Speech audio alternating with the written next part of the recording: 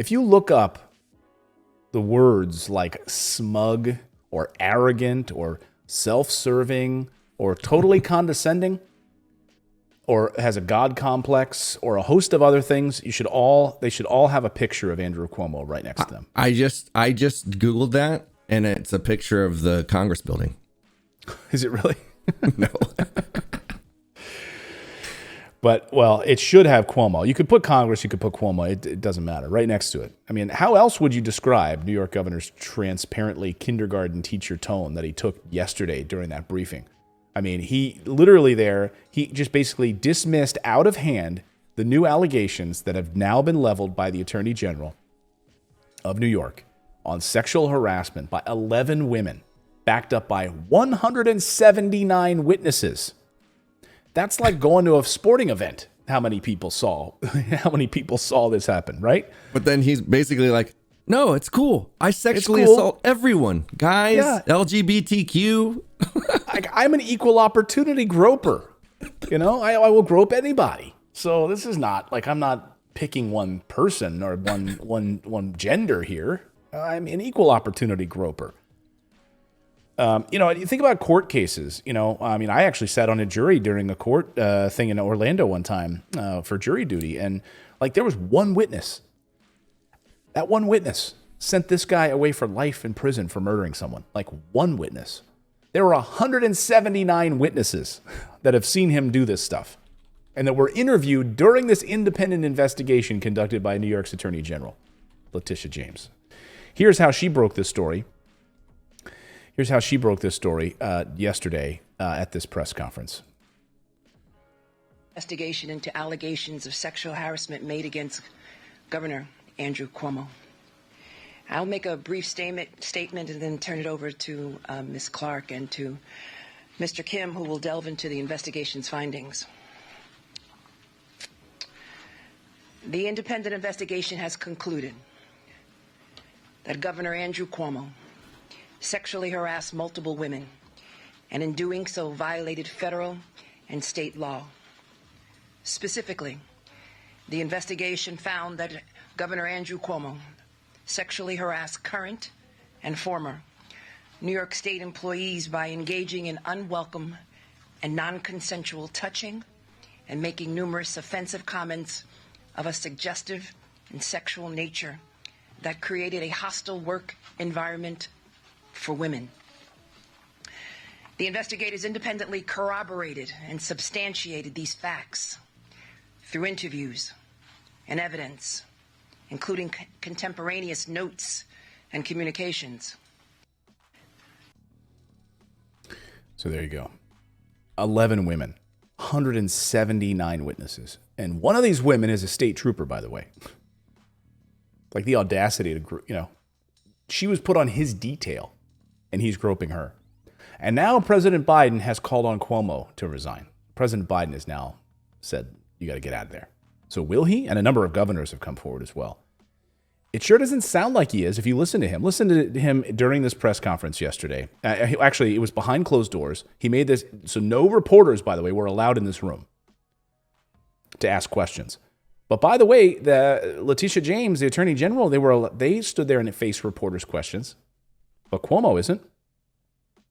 Explaining what it was that Emily was just talking about. Listen here. Now, the state already has an advanced sexual harassment training program for all employees, including me. But I want New York State government to be a model of office behavior.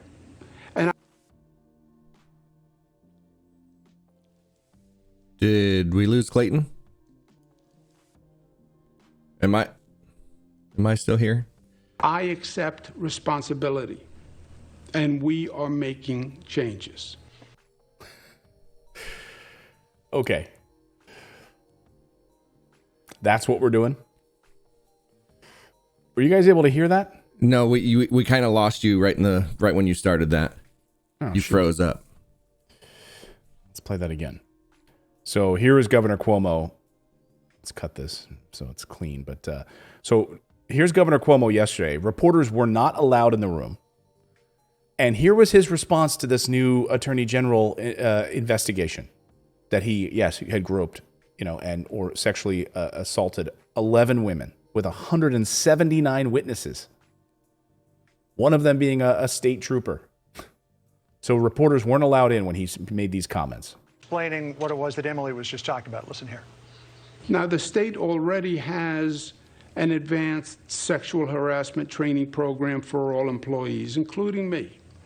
But I want New York State government to be a model of office behavior. And I've brought in an expert to design a new sexual harassment policy and procedures, and to train the whole team, myself included. I accept responsibility, and we are making changes. Wait a minute. So let's be clear. We're bringing in to do some sexual harassment training, and I'll be a part of it too. They're going to use me as a case study. Right. My whole team is going to be a part of it, but they're not the problem. I am. So I guess I will take part in this as well. Listen if that's to that not smug deflection. Fool. I mean, listen to this guy. I mean, this was the guy, and by the way, this was the guy, of course, that lied about COVID cases at nursing homes, lied about the deaths at nursing homes, covered that up, and wrote a book talking about his great leadership during a time of tragedy. He had time to lie to us about what was happening at those nursing homes, and then also, by the way, have members of his own staff go out and do a PR campaign, remember, to try to get local mayors to support him and basically say, hey, we know you're not a fan of the fact that he lied to you, but we need you to just get on board, just support him. And then he has time to write a book during the pandemic on how great his leadership is. And Democrats were getting all excited, like, here's the future of the party. Here's somebody that can stand up to Trump. We're going to push this guy. This guy's going to be our guy. So you had the mainstream media, which is like, I don't know if we should cover this story. CNN was like, I don't know if we should cover this story or not. And then we find out in this investigation, his brother, Chris Cuomo, anchor on CNN, had been advising his older brother, giving him advice and strategy sessions on how to speak to the media about all of this. So should Chris Cuomo also be asked to step aside? Like, is his integrity as an anchor, as a trusted anchor and reporter now compromised? I'll leave that for you to decide. I mean, he's advising a guy, so he knows what's going on here, and he's giving him advice, and then he's going on the air and reporting on it and not disclosing that?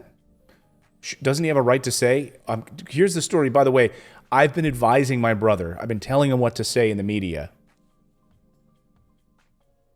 But I got to say, no one's buying this BS. No one. Not me, not anyone. I hope no one watching right now is buying his BS. He gave a fake apology because he couched it within the framework that he never meant for any of the women to be uncomfortable. He's like, I'm sorry they were uncomfortable. That's their fault for being uncomfortable. That's not an apology.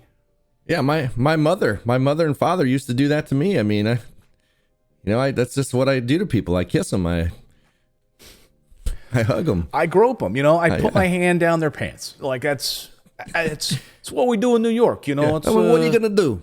That's how I do things up here in Albany. I'm sorry. That's what we do here in Albany. I put my hand down people's pants. Hey, Vinny, we doing tongues today? We just doing lips? What are we doing? I smack them on the butt. That's okay. It's what we do up here. You don't want to work in my administration, then, pound sand. I mean, apologies aren't conditional, and they don't come with the implication that the person to whom you're apologizing is the one who made the mistake. Right? Like, I'm sorry you felt uncomfortable. Like, it's like you smash into somebody's car and they're parked, right? They're parked there and you smash into them. Like, I'm sorry that you were parked at this really inconvenient spot and then your car got smashed by me.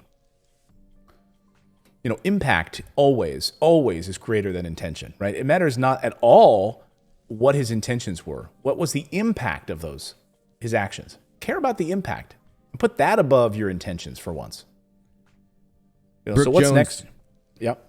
Sorry, Brooke Jones is saying, hey, that's his brother. Any loving siblings would try to help each other. I kind of excuse Chris. And I'm kind of in that camp too. Like, you know, like, yeah, it's not good, but it's definitely not, you know. I mean, unless he absolutely knew what his brother had done. Maybe he believed what his brother said.